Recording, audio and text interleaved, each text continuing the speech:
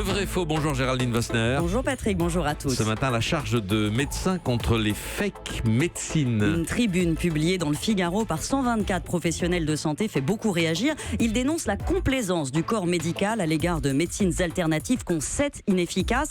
Parmi elles, l'homéopathie que les Français plébiscitent avec des arguments entendus sur toutes les antennes. J'ai pris un traitement antigrippal homéopathique. C'est la première fois que je traverse l'hiver sans grippe.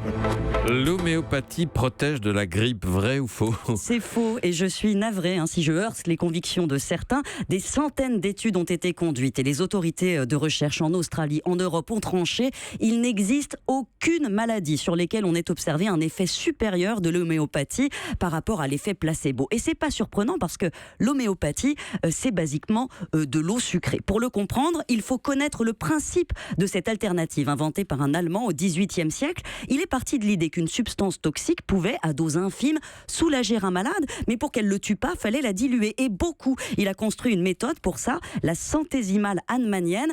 Dans le traitement contre la grippe, par exemple, on prend une dose d'influenza qu'on dilue dans 99 doses d'eau, puis on prend cette dilution qu'on redilue. Au final, dans votre granule 9CH, il reste, écoutez bien, 1/1000 de milliardième du produit de départ. Autant dire, c'est prouvé, rien du tout. Pour contrer cet argument, les homéopathes ont inventé un autre principe. L'eau garderait en mémoire la présence passée de la molécule. Mais là, c'est plus de la science, c'est de la magie. Oui, et comment expliquer que ça marche quand même? Parce que les gens se sentent mieux, en tout cas ils le disent. Oui, c'est le miracle de l'effet placebo qui est une réalité en médecine. Des symptômes s'atténuent, voire disparaissent quand on croit avoir été soigné. Et c'est pour ça d'ailleurs que les médecins utilisent l'homéopathie si ça aide leurs patients à se sentir mieux, pourquoi pas. Le problème, c'est quand des dérives apparaissent. Un exemple, on a administré pour une étude un vrai médicament à des asthmatiques, puis un placebo à un autre groupe. Les deux se sont sentis mieux, mais quand on a mesuré après coup l'état de constriction des bronches, celle des patients placebo n'avait pas bougé. Et c'est ce que déplorent les signataires de cette tribune.